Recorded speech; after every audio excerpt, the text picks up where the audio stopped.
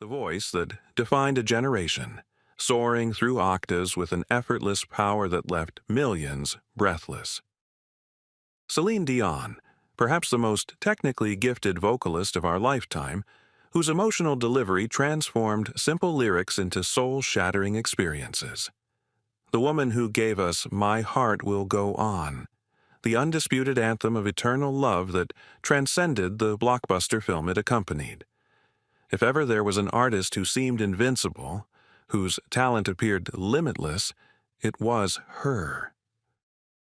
Before we begin, don't forget to hit like as a gesture of tribute to this extraordinary talent, because behind that crystalline voice and radiant smile lies a journey of such profound heartbreak that even her most devoted fans struggle to comprehend the weight she carries. At 61, Celine Dion faces her most devastating battle yet. The voice that once effortlessly filled stadiums has been silenced by a cruel twist of fate. A rare neurological disorder called stiff person syndrome that has ravaged her body with painful spasms and progressive muscle stiffness. Recent appearances show a woman transformed, still elegant, still fighting, but visibly affected by this merciless condition that threatens everything she's ever been. Sources close to the singer reveal she can no longer control her vocal cords with the precision that once defined her performances. The woman who commanded stages with balletic grace now reportedly struggles with basic movements on difficult days. According to those in her inner circle, the psychological toll matches the physical one, the terror of losing connection to the one thing that has anchored her through every previous storm, her incomparable voice. Medical experts familiar with the condition suggest that the progressive nature of SPS means each day brings new challenges, new adaptations, new mourning for abilities once taken for granted. What happens when the gift that shaped your entire existence begins to slip away, despite your desperate attempts to hold on to it? Born into numbing poverty in Charlemagne, Quebec, Celine was the youngest of 14 children crammed into a house too small to contain them all. The Dion family home buzzed with constant noise, siblings arguing, practicing instruments, competing for limited resources. The bathroom lacked a door, privacy a luxury they couldn't afford. Her parents, Thérèse and Adhémar, operated a small piano bar called Le Vieux Barilla, where music formed the backdrop to their financial struggles. Young Celine reportedly slept in a drawer as an infant, the family unable to afford a proper crib. The kitchen table, scratched and worn from years of use, served as her first stage, where she would stand to perform for her siblings, using a makeshift microphone fashioned from kitchen utensils. The walls of their modest home were thin enough that neighbors could hear her practicing into the night, her voice already carrying an emotional weight that belied her tender age. Winter in Charlemagne meant snowdrifts piling against the doors and windows, the chill seeping through inadequate insulation. Celine would reportedly wear multiple layers of clothing to bed, her small frame huddled beneath whatever blankets could be spared. Yet, despite these material hardships, the Dion household overflowed with music. Her father played accordion in the evenings. Her mother sang while preparing meals in their cramped kitchen, where the aroma of simple but hearty Quebec comfort food, tourtière and pea soup, mingled with the scent of wood smoke from the heating stove. Celine's earliest memories, according to interviews, involve standing on that kitchen table at age 5, belting out French folk songs as her siblings clapped in rhythm, the floorboards creaking beneath her bare feet. Her mother would brush her hair each night with an old wooden brush, whispering that one day the world would hear her voice.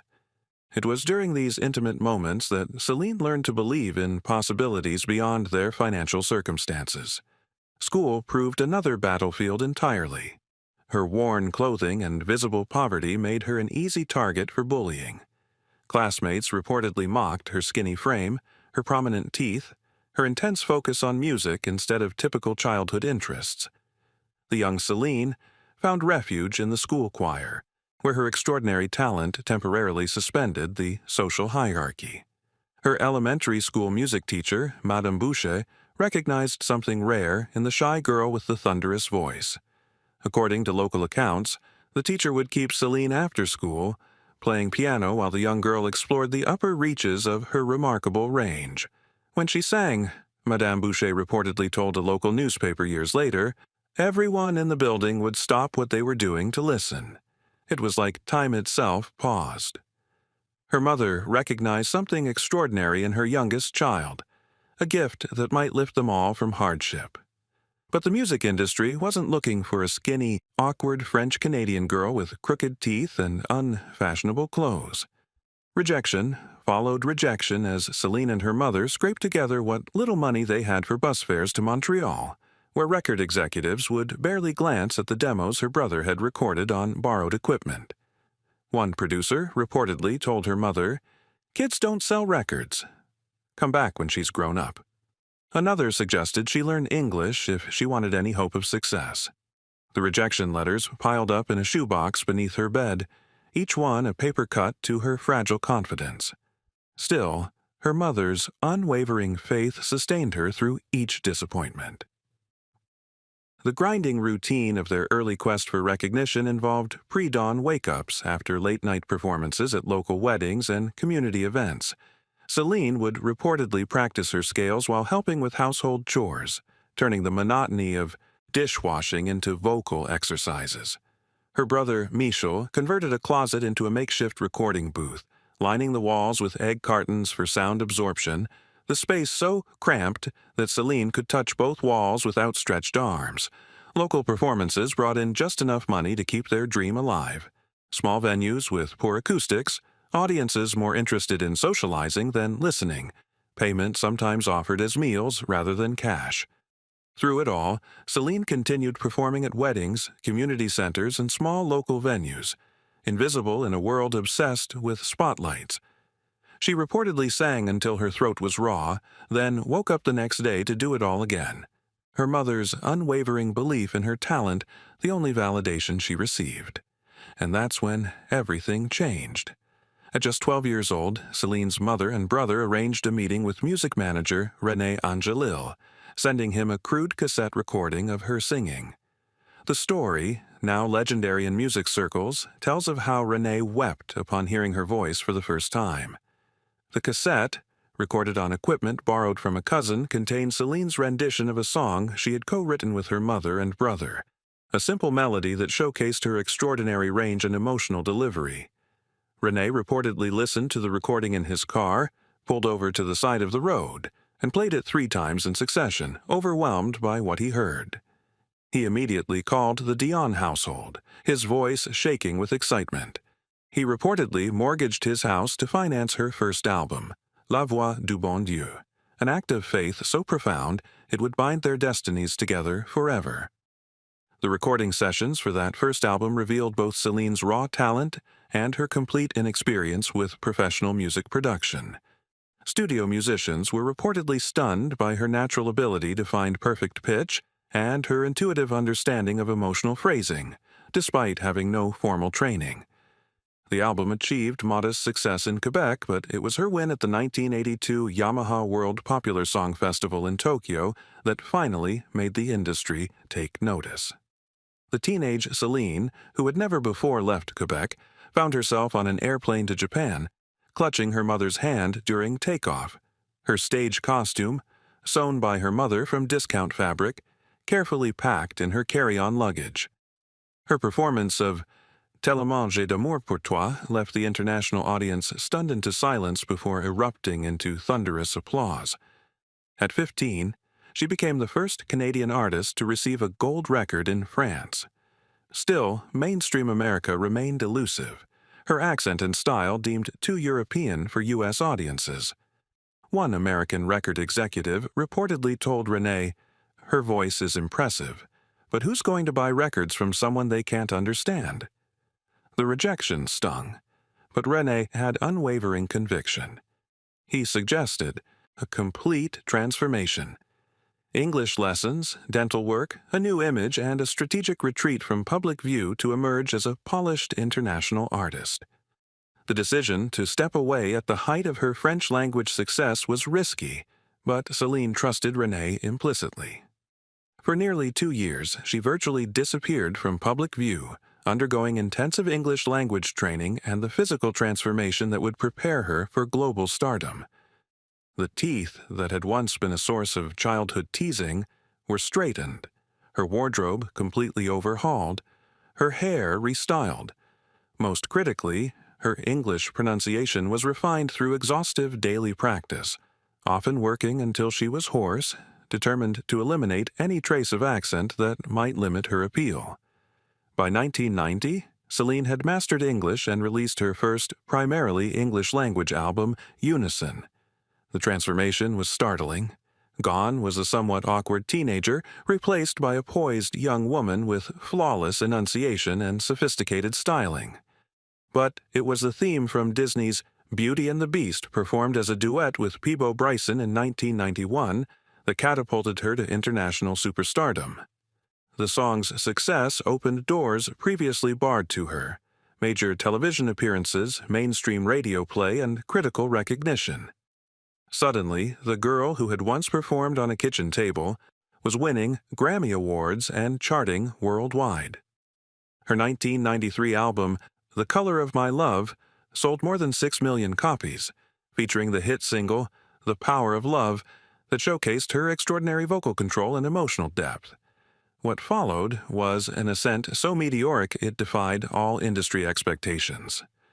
Falling Into You, 1996, would go on to sell more than 32 million copies globally, becoming one of the best-selling albums of all time. The album revealed an artist in complete command of her instrument, equally comfortable with power ballads, pop standards, and more experimental fare. Music critics, who had initially dismissed her as merely technically proficient, began acknowledging the depth and nuance of her interpretations. And then came Titanic. Her performance of My Heart Will Go On transcended mere commercial success to become a cultural phenomenon, a song so universally recognized that it defined not just her career, but an entire era of popular music. The recording session for My Heart Will Go On has become the stuff of industry legend. According to those present, what appears on the final soundtrack is actually Celine's demo recording. She reportedly delivered such a perfect performance on the first take that all attempts to improve upon it fell short. The song earned her another Grammy Award and became the best-selling single of 1998. At the height of her fame, Celine commanded stages around the world. Her Las Vegas residency at Caesar's Palace revolutionizing what artists could achieve outside the traditional touring model.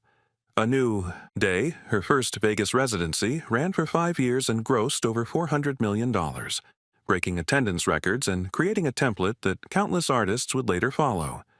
The production's scale was unprecedented. A 4,000-seat theater built specifically for her performances, state-of-the-art technical elements, and choreography by Franco Dragone of Cirque du Soleil fame. The skinny girl from Charlemagne had become one of the most successful recording artists in history, her voice a global treasure. But here's where it gets complicated. As Celine's star rose ever higher, her personal life became a tapestry of profound joy and devastating loss. The most peculiar thread in this tapestry was undoubtedly her relationship with René Angelil. What began as a manager-client relationship evolved into romance, despite their 26-year age difference. The transition reportedly occurred gradually, with Celine later revealing that she began seeing René romantically around age 19, though they kept their relationship strictly professional in public for years. The age gap and the power dynamics of their relationship raised eyebrows and invited speculation about the nature of their early interactions. When they married in 1994, Celine was 26, René 52. The wedding, broadcast live on Canadian television, was likened to a royal ceremony. Celine wore a massive silk gown with a 20-foot train and a 7-pound tiara made of 2,000 Austrian crystals. The elaborate event at Montreal's Notre Dame Basilica drew thousands of fans who lined the streets outside. Public reaction was mixed. Some celebrated their obvious devotion, while others questioned the power dynamics of a relationship that began when she was so young and he held such influence over her career.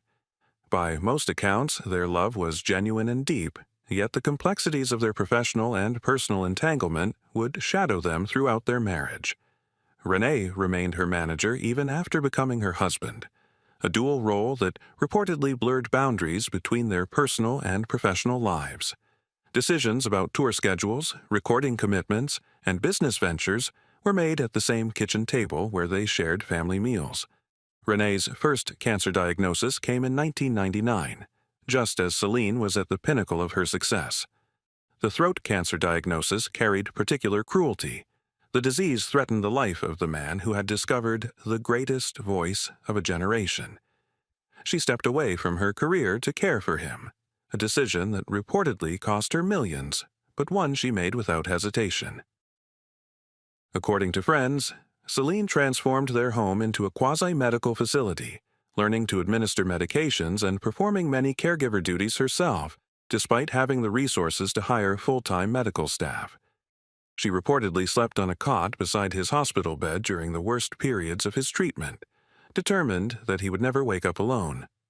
After his recovery, their focus shifted to starting a family, but fertility struggles led to multiple rounds of IVF. The procedures were physically and emotionally draining, with Celine later revealing that she underwent 6 failed IVF cycles before successfully conceiving their first child. Their son, René Charles, was born in 2001, but the path to completing their family would take another decade, with twins Nelson and Eddie finally arriving in 2010 when Celine was 42. These personal triumphs unfolded against a backdrop of professional demands that never ceased. World tours, recording sessions, the Las Vegas residency that required her to perform physically demanding shows night after night while maintaining a normal family life for her children. The toll on her body and spirit, according to those close to her, was immense, but invisible to fans who saw only the flawless performances and magazine-perfect family portraits. During her Vegas residency, she reportedly maintained a punishing schedule, performing nearly 200 shows annually, each requiring the same vocal and physical perfection as the last. The air-conditioned desert climate posed constant challenges to her vocal health, requiring elaborate humidification systems in her home and dressing room. Her commitment to her audience meant that cancellations were exceedingly rare, even when she was exhausted or unwell. One former crew member reportedly said, "I've seen her perform with fevers that would keep most people bedridden. She'd say, 'They paid to see me, not my understudy,' and somehow pull it together for 2 hours on stage."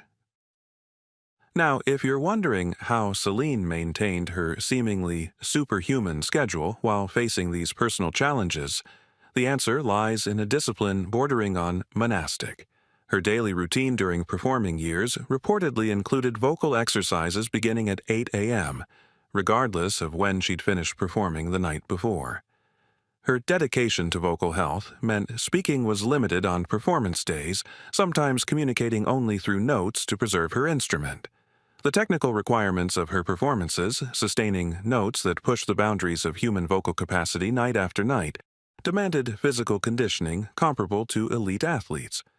Her diet and exercise regimens were precisely calibrated to maintain the physical stamina her performances required. Climate-controlled environments protected her vocal cords.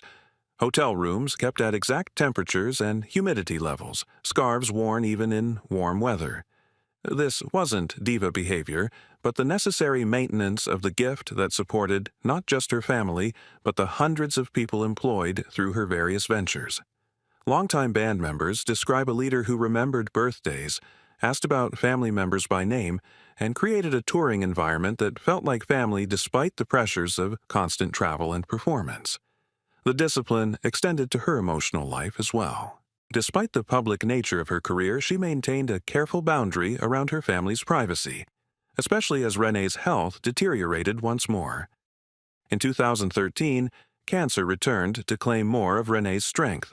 This time, the prognosis was darker, the treatments more aggressive. Celine again paused her career, but financial pressures eventually necessitated her return to the stage, even as her husband fought for his life. The business empire they had built together required constant attention. The management company, production ventures, restaurant investments, and golf club ownership represented not just their financial security, but the livelihoods of countless employees. Those who worked with her during this period describe a woman split in two: the consummate professional who never missed a cue on stage, and the devoted wife who rushed home after every performance to care for her failing husband.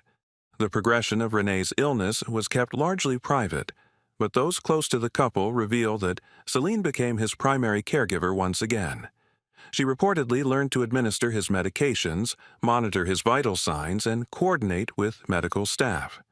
According to one family friend, she would sing softly to him during particularly difficult nights, her extraordinary voice reduced to gentle lullabies in their darkened bedroom. In January 2016, René Angelil lost his battle with cancer. Just 2 days later, Celine's brother Daniel also died of cancer.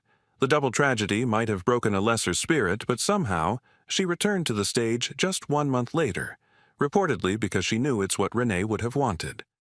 Her first performance after his death, a rendition of Edith Piaf's Hymne à l'amour at the 2016 Billboard Music Awards, stands as one of the most gut-wrenching displays of raw emotion ever broadcast on live television.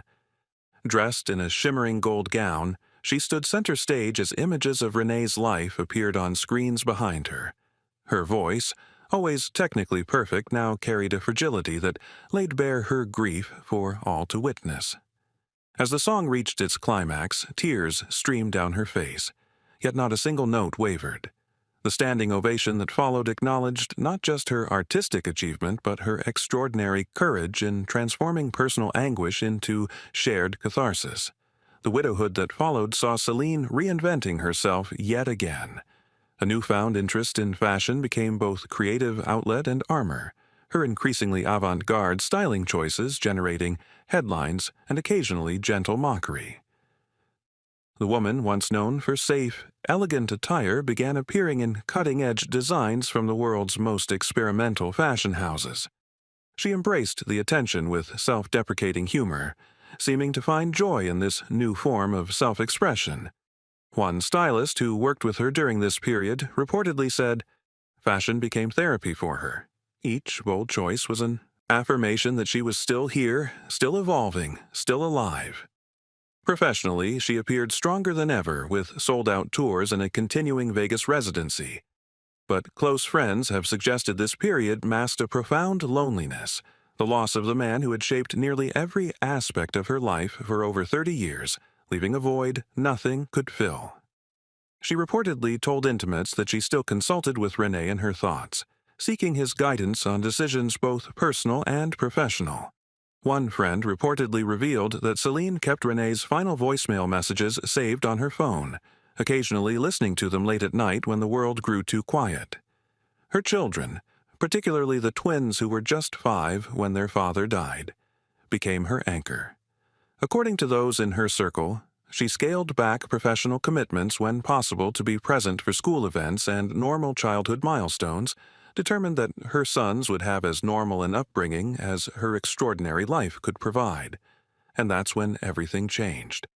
In 2021, rumors began circulating about canceled shows and health concerns. Fans noticed that performances scheduled for her new Las Vegas residency were being postponed, then canceled entirely. Social media posts became infrequent, appearances rare. Uncharacteristic social media silences fueled speculation among her devoted fan base. Those who did see her reported that her trademark energetic movements seemed subdued, her walk more careful, her gestures less expansive.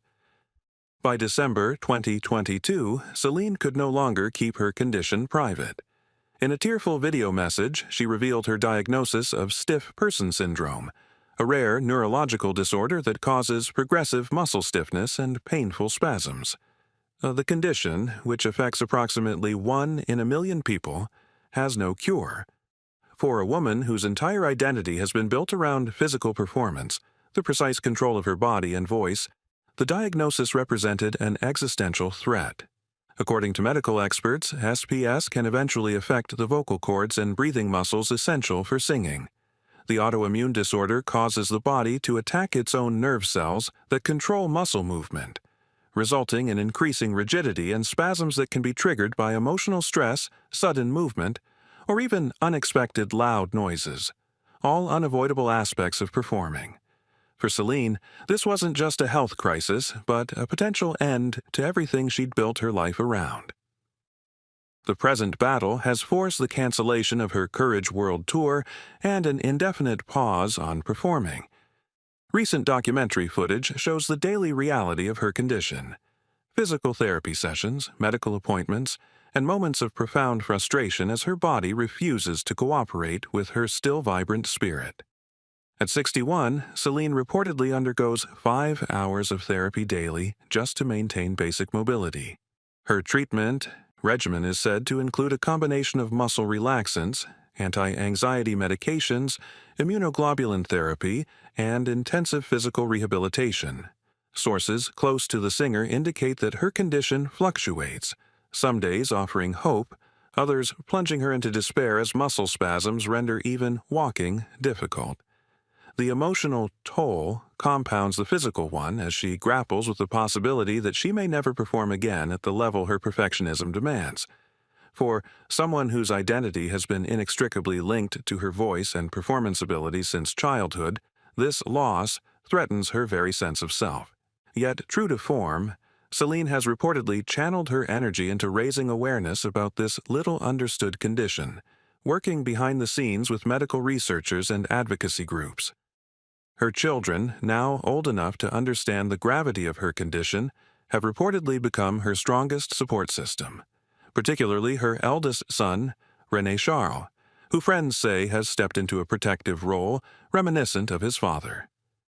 Through it all, Celine has maintained a dignified silence about the worst moments, allowing the public to see her struggle but never her surrender.